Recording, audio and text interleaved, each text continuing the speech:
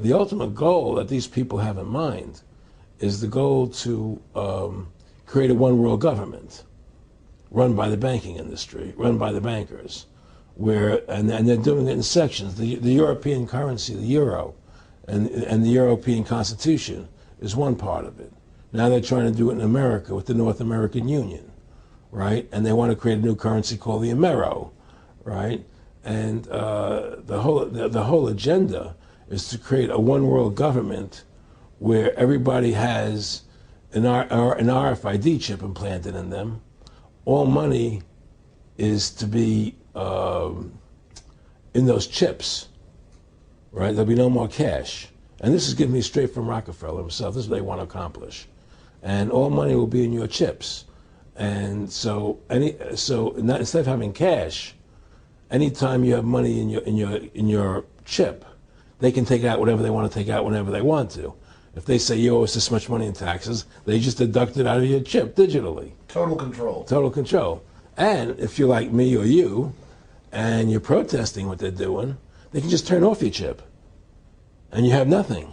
You can't buy food. You can't do anything. It's total control of the people. And that chip's connected to a database that has your purchasing records, what you do, what everything, you sell. Everything is in there, you know? And so they want a one world government controlled by them, everybody being chipped, all your money in those chips, and they control the chips, and they control people. And you become a slave. You become a serf to these people. That's their goal. That's their intentions. Aaron, can you be specific about when you met Rockefeller, how it happened in these discussions?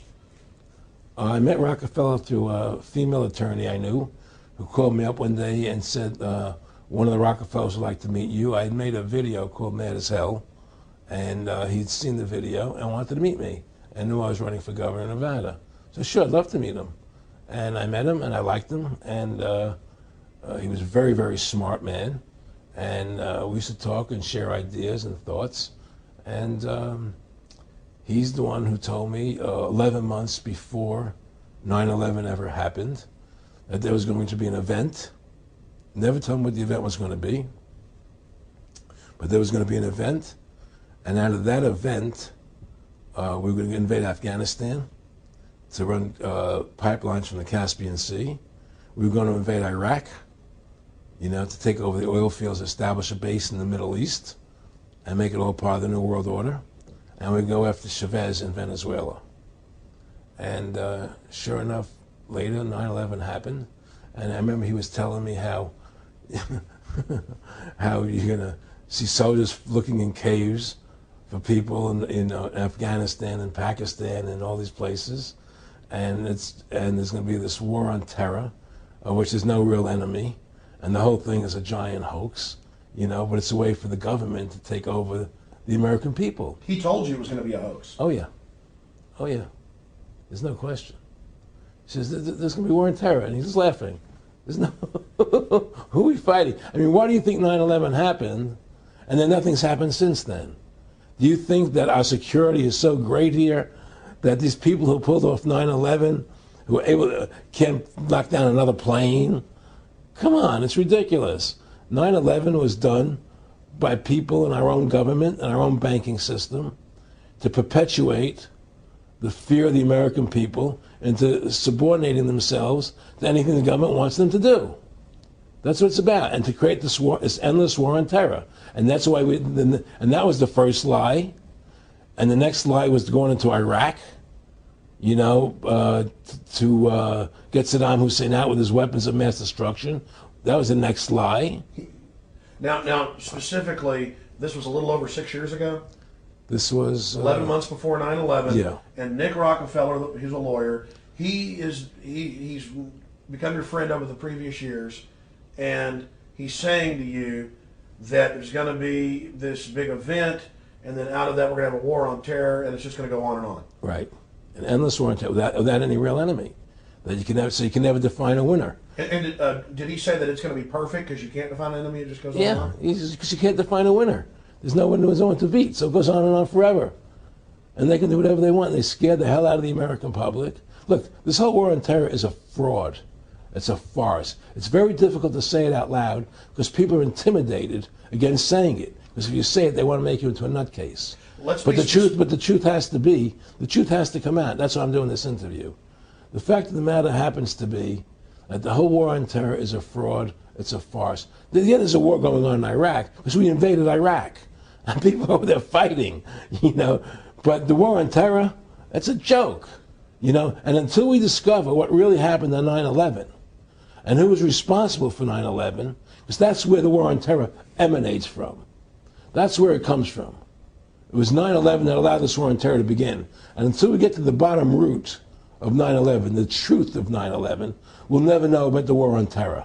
Aaron, you said that he was, and I think it's important, and I know this about the Rockefellers from Dr. Dennis Cuddy and many others who literally, you'll be 20 years old in a lunch line at college, and there's David Rockefeller. And here's here. I mean, they're experts at recruiting and getting what they call players, and that clearly he was. I mean, I want to make it specific and just get you to reiterate what you said last night about you got 30% of the vote. You were having an effect. You made mad as hell. They knew that you'd started the Constitution Party. Yeah. They knew that you were somebody who was taking action and getting things done. You'd already made some big films, had a lot of other successes. Right. So they were trying to recruit you, and didn't it come down to the point of, hey, we are here to recruit you, and don't worry, your chip's going to say, don't mess with us. This guy's don't touch. Yeah, yes, that did happen. I was definitely being recruited, but it's more subtle than that. Well, in your words, just go through the process, and then what he said. Well, what it is remember, we were friends, and we used to go to my house a lot. We'd have dinner, we'd talk, and he'd tell me about business investments that he'd get involved in, or they would help me with this business investment or that business investment. And was I interested in joining the Council on Foreign Relations? I would have to get a letter to join them, but was I interested in that? And, just stuff, leading you on. And I used to say to him that I never really did that because that wasn't where I was coming from. As much as I like you, Nick, your ways and my ways, we're on the opposite side of the fence. I don't believe in enslaving people, and he would come back with, oh, I do? Or? Well, it would be more like, It's better for them.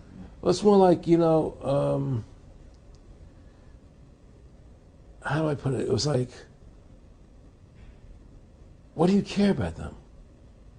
What do you care about those people? What difference does it make to you? Take care of your own life. Do the best you can for you and your family. What do the rest of the people mean to you? They don't mean anything to you. They're just serfs. They're just people.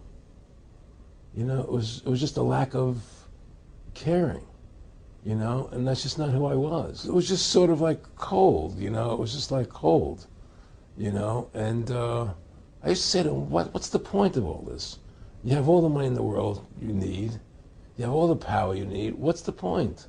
What's the end goal? And he said the end goal is to get everybody chipped, to control the whole society, to have the bankers, the elite people, the bankers and some governor controlling the world. And I said, do all the people in the Council on Foreign Relations believe this way you do? He said, no. Most of them believe they're doing the right thing. A lot of them believe it's better off being socialistic. We have to convince people that socialism is really capitalism. Because America's becoming a socialist country. It's a communist country today. Well, one of the things they told me was that he was at the house one night, and he would talk, and he started laughing. He said, Aaron, what do you think women's liberation was about?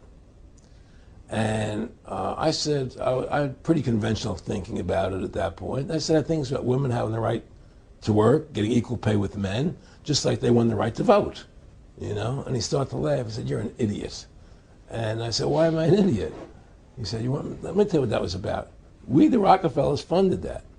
We funded women's lib, And we're the ones who got all over the newspapers and television, the Rockefeller Foundation.